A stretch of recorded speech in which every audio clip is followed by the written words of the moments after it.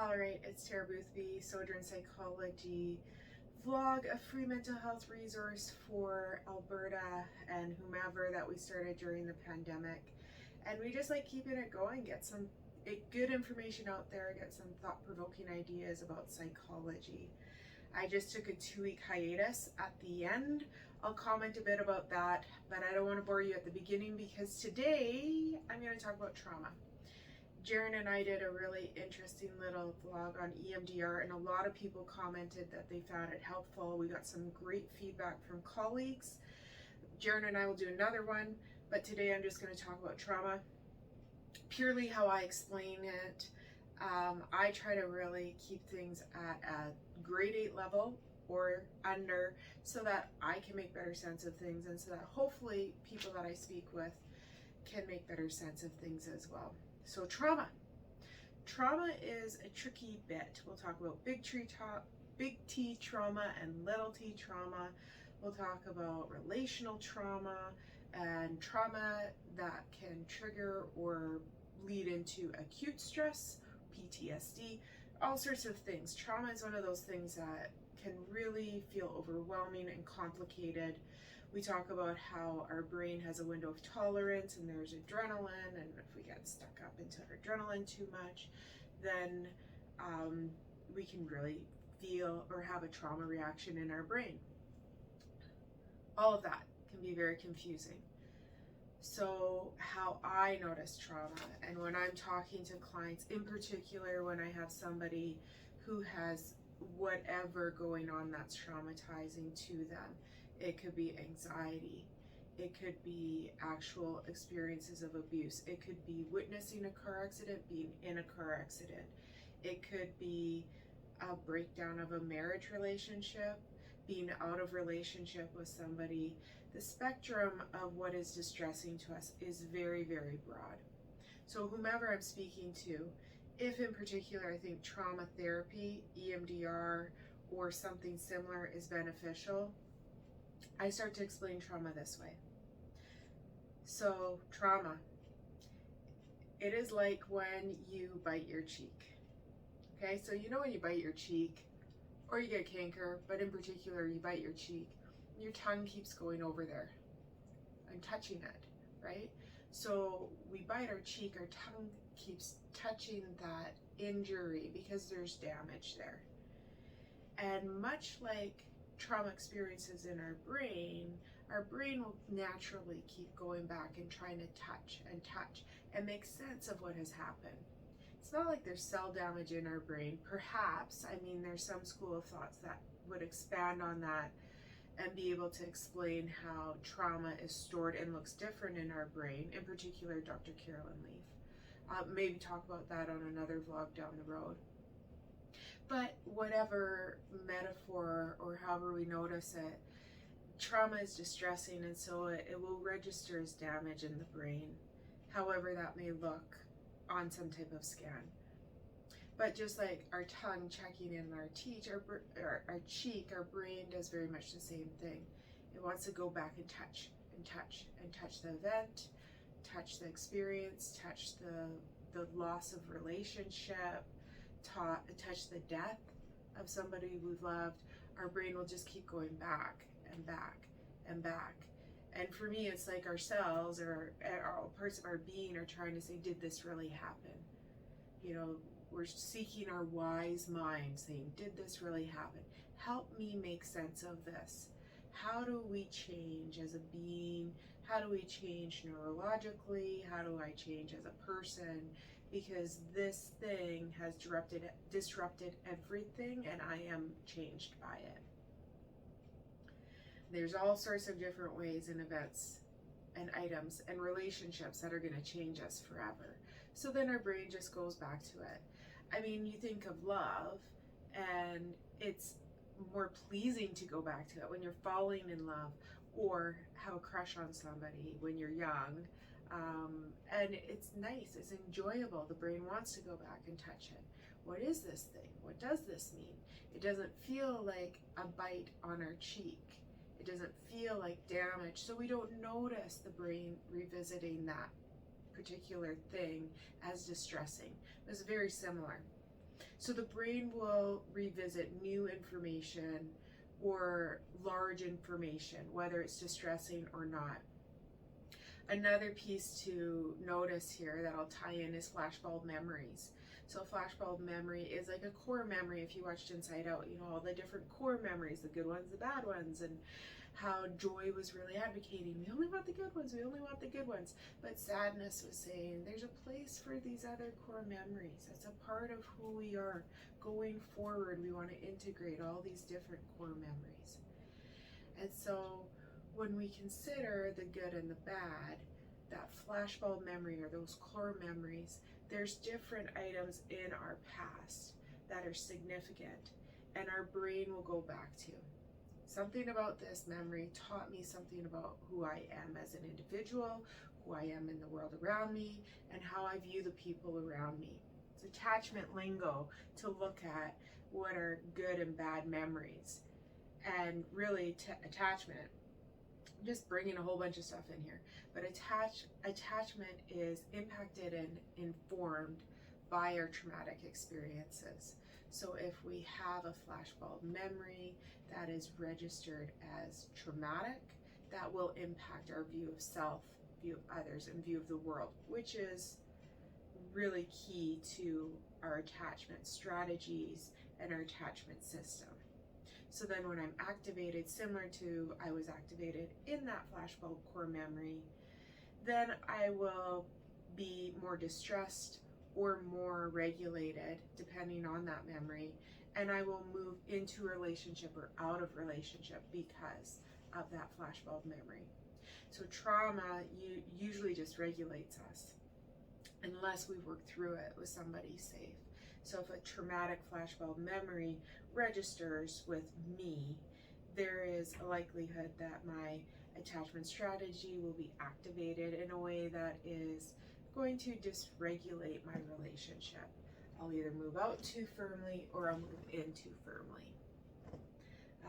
So what ties in nicely with the flashbulb memory is there's two parts here. So I'm going to get into a little touch on DBT. I'm not a DBT clinician, but there's some beautiful parts of DBT that I integrate into my work with people.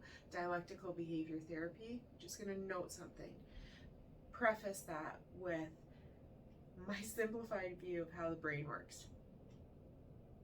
So something happens in our life, an event happens, and it registers in the event center in our brain. And it goes on from the event center into what is noticed more as the emotional center, which is the amygdala. That's like the first stop in our brain after the event is the emotion center. It's interesting because a lot of people want to believe it's our cognitions, but our emotions are so integrated into our central nervous system, our attachment system, and our neurology. Very, very important. The fluidity of all of those parts working together. So in our amygdala, our emotion center, I view it as if there is our inner child sitting in there. And part of why, for me it worked, is that I identify as a cis female, and amygdala sounded like a little girl's name to me. So I just pictured in my amygdala this little girl, this little Tara, watching television. But for you, it would be whomever you are. And there's your little guy, your little girl, your little person is watching television. And so when something happens in my life that feels a certain way, my little inner child turns to that television channel. I imagine an old-fashioned television.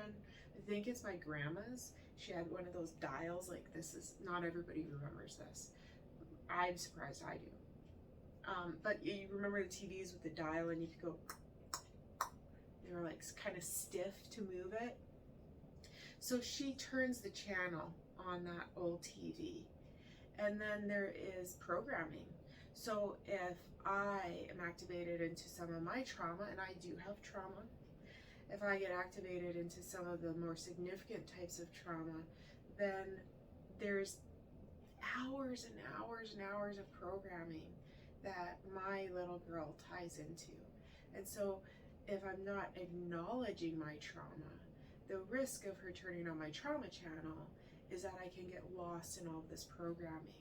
So if you're a person with really significant trauma, and there's people who have way more trauma than I do, and it's unresolved, or it's hard to resolve. That's the other thing. If you have lots of trauma, it's not a quick fix, 5 sessions with a psychologist kind of deal. The more trauma we have, the more time it takes, and the more safety and significant relationship we need to come alongside of us with that trauma. The more trauma you have, your trauma emotion or your attachment system is activated, and the inner child and your amygdala turns to your trauma channel, and there's all that programming. If we're not cognizant or aware of it, we haven't become aware of how our body shows us that we're in a trauma reaction. We can get very, very lost. And there's different levels of loss that people get into their trauma channel. It's like when you're watching a good show and you're engrossed in it. So the more engrossed I am in that trauma channel, the more I might feel disconnected from reality. I could even lose time. I might notice this term called dissociation. So we pop up, we move away. I'm so activated within by watching this programming that I kind of just float away, float out or float in. So the amygdala is a sweet, important part of our brain that is trying to help us. But then when we have unresolved trauma, it can be very alarming and get us stuck. So here's the dialectical behavior thing. We talk about getting hooked into our feelings. There's a couple of vlogs I did on this last summer, I think it was. Yeah, last August. Good little ones, short ones.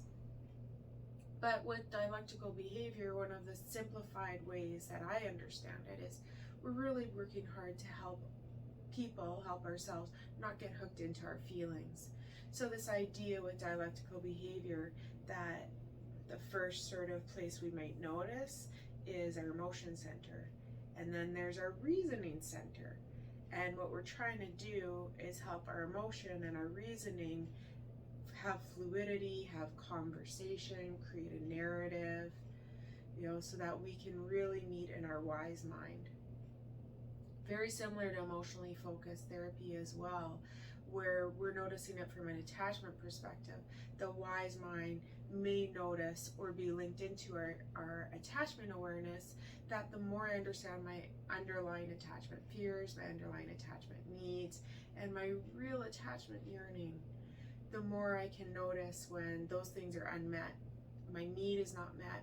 I'm in my attachment fear, or I don't know what I actually yearn for with people, that I can get lost in my emotions and then hooked into the behavior that gets me into trouble in my relationships.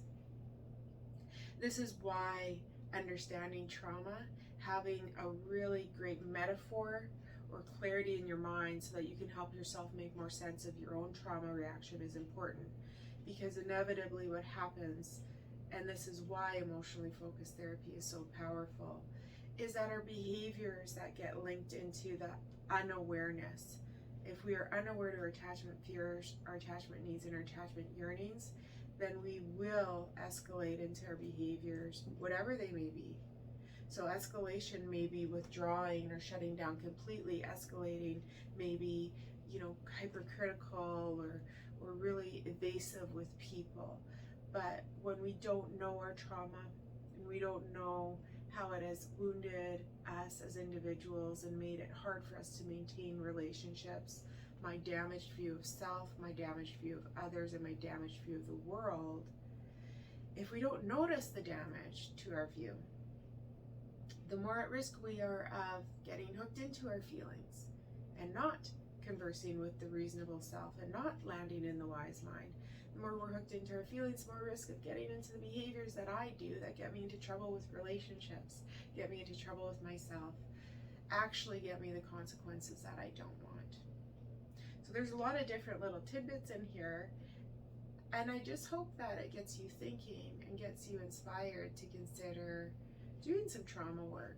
We all have trauma, and hopefully we can find a safe person who has very good skills whatever school of thought they're working from, EMDR, emotional freedom tapping, emotionally focused therapy, spiritual directing, dialectical behavior therapy, narrative therapy. These are some of the ones that I'm sort of noticing in this little conversation, as well as neuropsychology. There's all these different amazing tools to help us. So,